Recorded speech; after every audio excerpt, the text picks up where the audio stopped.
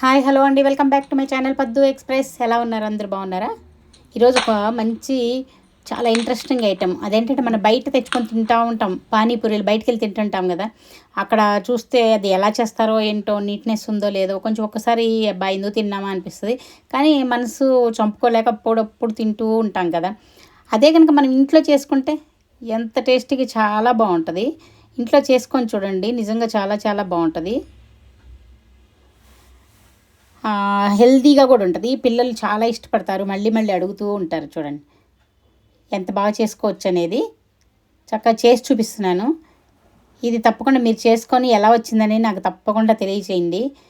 ఇది ఎంత ఈజీగా చేసుకోవచ్చు అంటే చాలా చాలా ఈజీ. అన్నీ రెడీ చేసి పెట్టుకుంటే అసలు చాలా సింపుల్గా అయిపోతుంది కూడా. అంతేకాదు, చూడండి పూరీలు మనం ఇంట్లో చేసుకుంటే అలా పొంగవు అనే భ్రమలో ఉంటాం. కానీ అలా కాకుండా ప్రతి పూరి పొంగుతుందండి, ఒక్కటి కూడా మిస్ అవ్వదు. ప్రతి పూరి పొంగుతుంది. ఇప్పుడు నేను చూపించిన స్టైల్లో చేయండి. ఏదైనా సరే ప్రతి పూరి, ఎన్ని పూరీలు మీరు ఒక 100 పూరీలు చేసినా 100 అన్నీ పొంగుతాయి. అలాగా చూడండి, కావాలంటే మీరు ఒకసారి నా స్టైల్లో చేసి చూడండి, తప్పకుండా పొంగుతాయి. చాలా చాలా బాగుంటుంది టేస్టు. పిల్లలు కూడా బాగా ఇష్టపడతారు. అది మనం ఇంట్లోనే చాలా హెల్తీగా ఇలా హెల్తీగా చేసుకుంటే అసలు బయట తినాల్సిన అవసరమే ఉండదు కదా.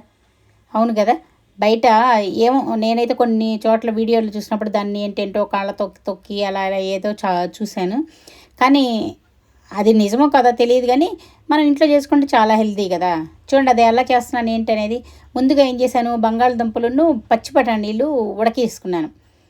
అంటే బఠానీలు ఎండి అనుకోండి, రాత్రిపూట నానేసి పొద్దున్నే ఉడకేసుకోవచ్చు. లేదా పచ్చి అయితే అలాగే కొంచెం ఉడకేసి బంగాళదుంపలు కూడా ఉడకేసి పక్కన పెట్టుకున్నాను. దీనిలోకి ఒక మసాలా రెడీ చేసుకుంటున్నాను. చూడండి, జీలకర్ర కొంచెం మరీ మాడకూడదు, లైట్గా వేడి చేసుకోవాలన్నమాట. జీలకర్ర, దానితోడు కొంచెం మిరియాలు, ఒక 2 స్పూన్లు జీలకర్ర వేసుకున్నాను.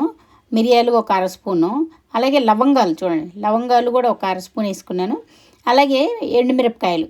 ఇవి మీరు బళ్ళారి మిరపకాయలు ఉంటాయి కదా, అవి తెచ్చేసుకుంటే అది కారం ఉండదు, కానీ కలర్ బాగుంటుంది అనమాట. ఇవి ప్రజెంట్ అయితే నేను మామూలు మిరపకాయలు వేస్తున్నాను, అవి రెడీగా లేవు అందుకని. ఇది కొంచెం కారం ఎక్కువ ఉంటుంది, అందుకని మళ్ళీ కారం మనం చూసుకొని వేసుకోవాలి. ఇవి ఒక 7-8 మిరపకాయలు వేసుకుంటే ఇక వీటిని చల్లారిన తర్వాత వెళ్ళి మిక్సీలో ఇలా పొడి చేసి పెట్టుకోవాలన్నమాట. కొంచెం బరగ్గానే పొడి చేసి పెట్టుకోవాలి. చేసుకొని నేను ఇప్పుడు ఒక డబ్బాలో పెట్టి మూత పెట్టుకొని పక్కన పెట్టుకున్నాను. ఎందుకంటే దీన్ని తర్వాత ఎలా వాడాలనేది నేను చూపిస్తాను. చూడండి, ఇది చాలా సింపుల్ కదా, అన్నీ మన ఇంట్లో ఉండే ఐటమ్సే, ఏమీ కష్టం ఉండదు. తర్వాత పానీకి మనం ఎలా రెడీ చేసుకోవాలనేది చూస్తాను. ముందు పానీ కూడా చేసుకోవాలి కదా. ఇంట్లో పానీ చేసుకోవడం కూడా అందరికీ కుదరకపోవచ్చు, కానీ ఇలా చేసి పెట్టుకున్నారంటే నిజంగా పానీ కూడా తాగటానికి బాగుంటుంది, డైజెషన్కి బాగుంటుంది, అన్నిటికీ బాగుంటుంది. మన ఇంట్లో చేసుకున్న వాళ్ళు ఏ నీళ్ళు పోస్తారో ఏంటో తెలియదు. బయట మనం చక్కగా మంచిగా ఫిల్టర్ వాటర్ పోసుకొని చేసుకోవచ్చు. ఇక అన్నీ కడిగేసి కొత్తిమీర మిక్సీ జార్లో వేసుకున్నాను. పుదీనా కూడా, కొత్తిమీర ఎక్కువ వేసుకోవాలి.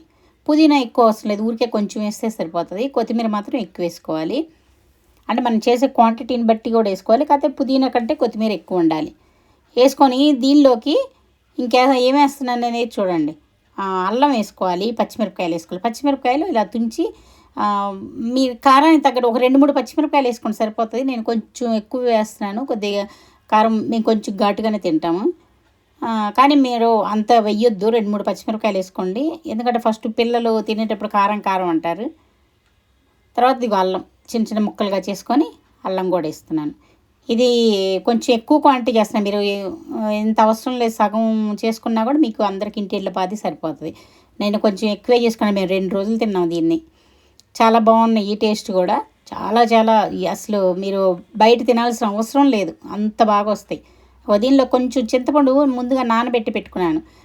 మరీ ఎక్కువ అవసరం లేదు, చిన్న నిమ్మకాయ సైజు అనమాట. చింతపండు నానబెట్టుకొని అన్నీళ్ళతో సహా దీనిలో పాటు వేసుకొని దీన్ని మిక్సీలో మెత్తగా పేస్ట్ చేసుకున్నాను. దీన్ని డైరెక్ట్గా వేయకుండా ఫిల్టర్ చేసుకోవాలి, ఎందుకంటే తొలకలు ఏమి రాకుండా ఉండాలి. దీనిలో తొలకలు అవన్నీ తగిలితే బాగోదు, అందుకని చెప్పి పిల్లలు కూడా బాగా ఇష్టంగా తినరు. ఇలా తొలకలు లేకుండా ఇలా ఫిల్టర్ చేసుకోవాలన్నమాట మొత్తాన్ని. ఇలా కొంచెం స్పూన్తో కలబెడతా ఇలా ఫిల్టర్ చేసుకుంటే బాగా తొందరగా ఈజీగా అయిపోతుంది. అలాగే మిక్సీ జార్లో కూడా కొంచెం నీళ్ళు పోసుకొని అవి కూడా పోసి, అంటే నీళ్ళు ఎలాగో మళ్ళీ ఎక్కువ పోసుకోవాలి, అందుకని చెప్పి ఇలా పోసుకుంటూ దాన్ని ఫిల్టర్ చేసుకోవాలన్నమాట. చూడండి చక్కగా ఇలా ఫిల్టర్ అయిపోతూ ఉంది. అడుగున ఇగో పిప్పి మిగులుతుంది. ఇది ఎంత వీలైతే అంత నేనేది వేస్ట్గా పోనివ్వను కదా, అందుకని చెప్పి ఎంత వీలైతే అంత పిండేస్తున్నాను. పిండేసి లాస్ట్లో ఆ పిప్పి తీసి పడేస్తున్నాను. చూసారా చక్కగా ఎంత బాగా వచ్చిందో జ్యూసు. ఇది చాలా కలుస్తుందండి. నేను కొంచెం స్ట్రాంగ్ అయిన తర్వాత మళ్ళీ దీన్ని రెండో దానిలో తీసుకొని ఇంకొంచెం నీళ్ళు కూడా కలుపుకున్నాను. చాలా స్ట్రాంగ్ ఉంటుంది, బాగా పల్చగా చేసుకోవచ్చు అనమాట. దీనిలోకి కొంచెం బెల్లం వేసుకుంటున్నాను. అలాగే దీనిలో కొంచెం ఉప్పు, కారం కారం మాత్రం మీరు చూసుకొని వేసుకోవాలి. ఎందుకంటే మనం మసాలా కారం ఒకటి రెడీ చేసాం కదా, అది వేసుకుంటాం కాబట్టి ఈ కారం ఎక్కువ పట్టదు. కొంచెం చూసుకొని వేసుకోండి. ఇగో ఈ మసాలా కారం ఉంది కదా, ఇది అంటే నేను ఆ బళ్ళారి మిరపకాయలు మాకు వస్తే బ్యాడ్గా మిరపకాయలు అవి వేస్తే ఇంత కారం ఉండేది కాదు. మామూలు మిరపకాయలు వేస్తారు, కొంచెం కారం అనిపించింది. మీరు ఆ కారం తగ్గించుకొని కొంచెం వేసుకోవచ్చు. ఇది వేసినప్పుడు మామూలు కారం తగ్గించుకోండి.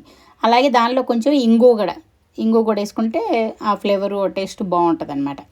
వేసుకొని అన్నీ కలిసేలాగా ఇలా కలుపుకొని చివరిలో కొంచెం కొత్తిమీర వేసుకున్నాను. మాకు ఇంకా కావాలంటే మీరు ఉల్లిపాయలు కూడా సన్నగా కట్ చేసి ఉల్లిపాయలు కూడా వేసుకోవచ్చు.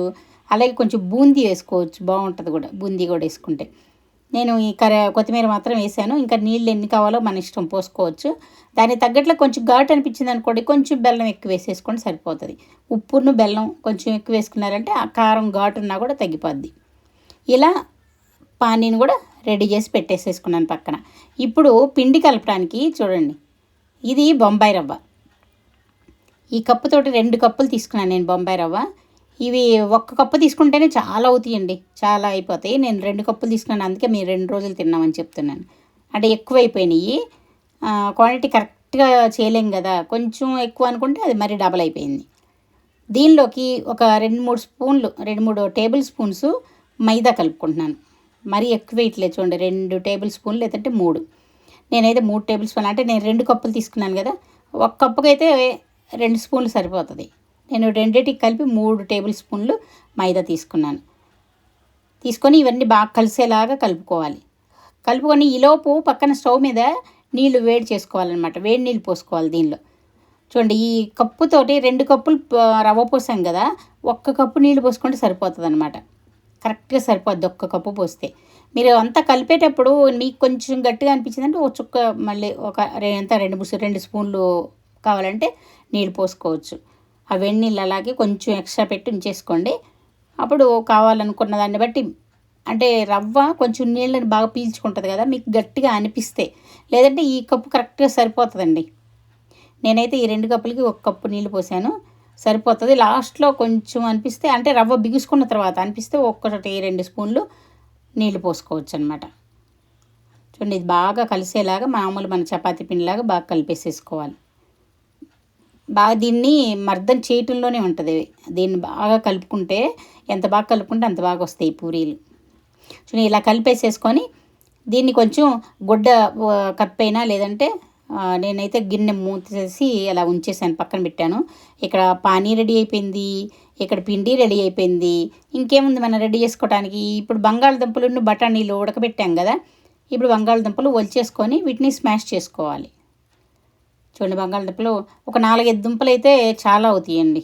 అవి కొంచెం పెద్ద సైజు అనుకోండి 2-3 చాలు. కొంచెం మీడియం సైజ్ అయితే ఒక 4-5 తీసుకోవచ్చు. చూడండి, ఇలా బంగాళదుంపలు అన్నీ ఒలిచి పెట్టేసేసుకొని, అలాగే బఠానీలతో పాటు బఠానీలు కూడా కొంచెం లైట్గా స్మాష్ చేసుకోవాలి.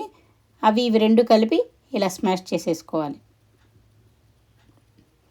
చూడండి, వీలైనంత, అంటే మీకు కొంచెం లావుగా కావాలంటే కొంచెం లావుగా ఉంచుకోవచ్చు. బాగా మెత్తగా స్మాష్ చేస్తే మీకు ఏం కనిపించదు, పిల్లలు తినడానికి కూడా ఈజీగా ఉంటుంది. సాయంత్రం పూట ఇలా ఎప్పుడైనా సండేస్ ఈవినింగ్ టైంలో ఇలా చేసి పెట్టండి, పిల్లలు చాలా ఇష్టంగా తింటారు. అసలు బయటగా వెళ్ళి తిందామనే ఆలోచనే లేదు. మళ్ళీ మిమ్మల్ని అడుగుతూ ఉంటారు, ఎప్పుడు తినాలనిపించినా కూడా మిమ్మల్ని అడుగుతూ ఉంటారు చేసి పెట్టమని.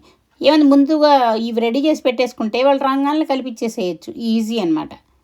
కష్టం కూడా, ఎక్కువ కష్టం ఏమి ఉండదు. రెడీ చేసి పెట్టుకోవడం ఒక్కటే అనమాట. పిండి కూడా చూడండి చాలా సింపుల్గా కలుపుకోవచ్చు.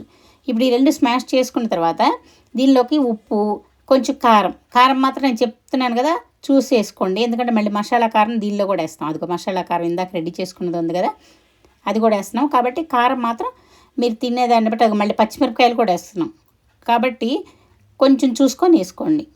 అంటే కొంచెం కారం తినేవాళ్ళు అయితే ఓకే, తినని వాళ్ళు బాగా తగ్గించేసుకోండి. దానిలో ఇప్పుడు ఉల్లిపాయలు, మళ్ళీ కొత్తిమీర వేసుకొని ఇవన్నీ కూడా బాగా కలిసేలాగా కలుపుకోవాలి. చూడండి, కొత్తిమీర కూడా వేసుకుంటేనే ఆ ఫ్లేవర్ చాలా బాగుంటుంది.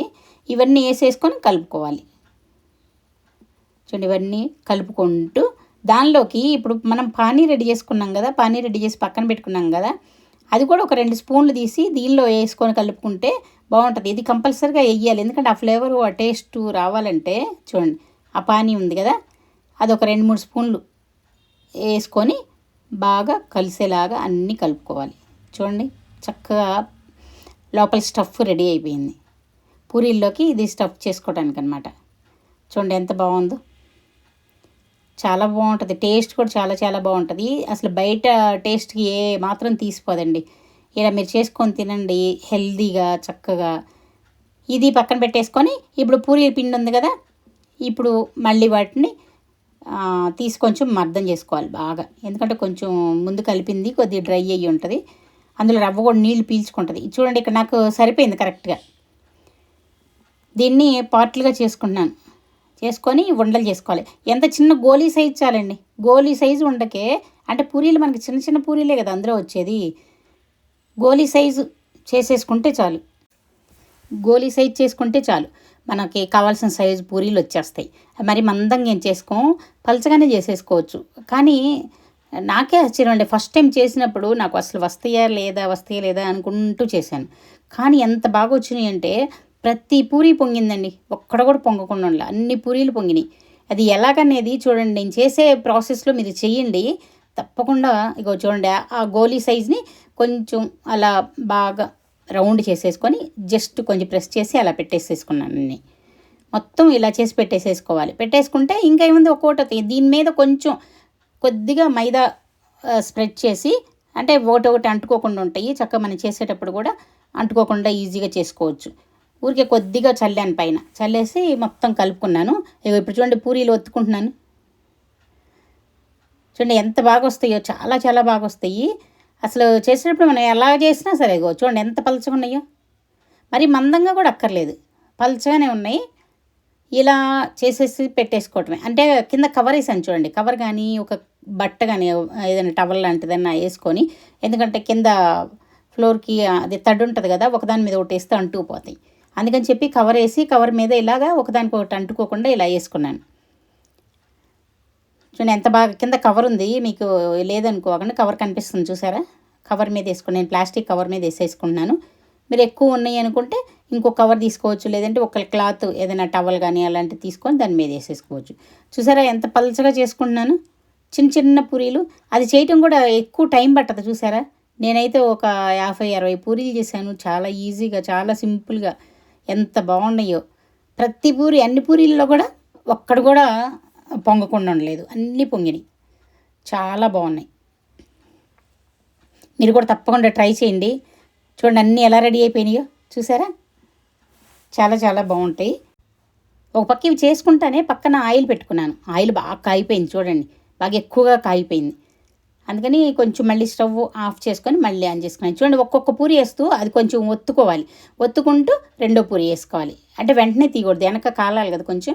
ఇక ఒకటి ఒత్తుకొని రెండోది వేసుకోవాలి, మళ్ళీ రెండోది ఒత్తుకొని మళ్ళీ మూడోది వేసుకోవాలి. అలాగా ఒక 4-5 పూరీలు వేసుకోవచ్చు మీరు. అంటే మరీ ఎక్కువ వేసుకుంటే ఫస్ట్ది మాడిపోతుంది. అది ఒక 4 వేసుకుంటా ఇలా చూడండి ఎంత బాగా పొంగినాయో చూసారా. ఆయిల్ బాగా కాగి ఉండాలి, కొంచెం మరీ హై కాకుండా కొంచెం మీడియం ఫ్లేమ్ పెట్టేసుకోవాలి. మరీ లో ఫ్లేమ్ అంటే తొందరగా పైకి రాదు తేలి. చూడండి అసలు ఎంత పైకి చక్కగా ఉబ్బిపోయి పైకి తేలి వస్తున్నాయి చూసారా. ఒకటి వేసేసుకొని నొక్కుకోవటం, అలాగే రెండోది వేసుకోవటం, మళ్ళీ అది నొక్కి మళ్ళీ మూడోది వేసుకోవటం, మళ్ళీ నాలుగోది వేసుకొని అది కూడా నొక్కున్న తర్వాత మళ్ళీ ఫస్ట్ది రెండో వైపు తిప్పుకుంటూ రావాలి. ఇక్కడ చూడండి 5 వేసాను, కొంచెం నేను చిన్న గిన్నె పెట్టుకున్నాను కదా, కొంచెం 5 అయితే ఇరుకైంది, 4 అయితే కరెక్ట్గా సరిపోతుంది. ఇప్పుడు చూడండి ఫస్ట్ దాని నుంచి మళ్ళీ అన్నీ వెనక్కి తిప్పుకుంటూ రావాలి.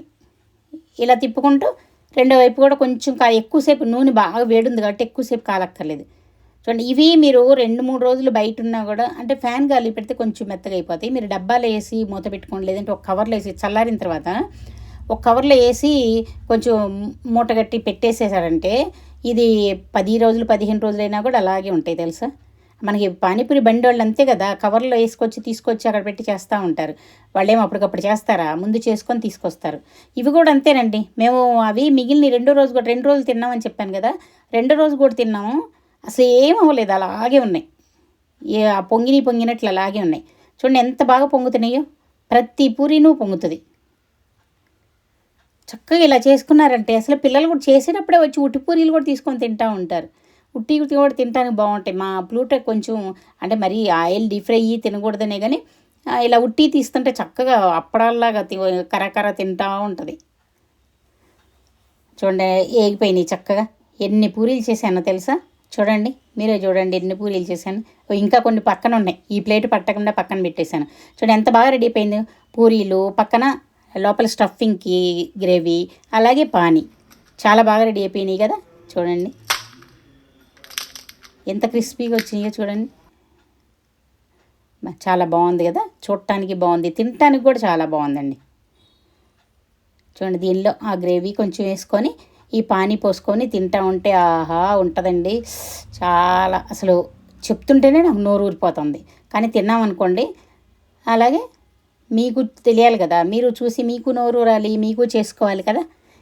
చూడండి మా వాళ్ళు కూడా ఎంజాయ్ చేస్తున్నారు తింటూ. చాలా బాగా వచ్చినాయండి. తప్పకుండా మీరు కూడా ట్రై చేయండి. మీరు వీడియో ఎలా వచ్చిందో నాకు కామెంట్ సెక్షన్లో తెలియజేయండి.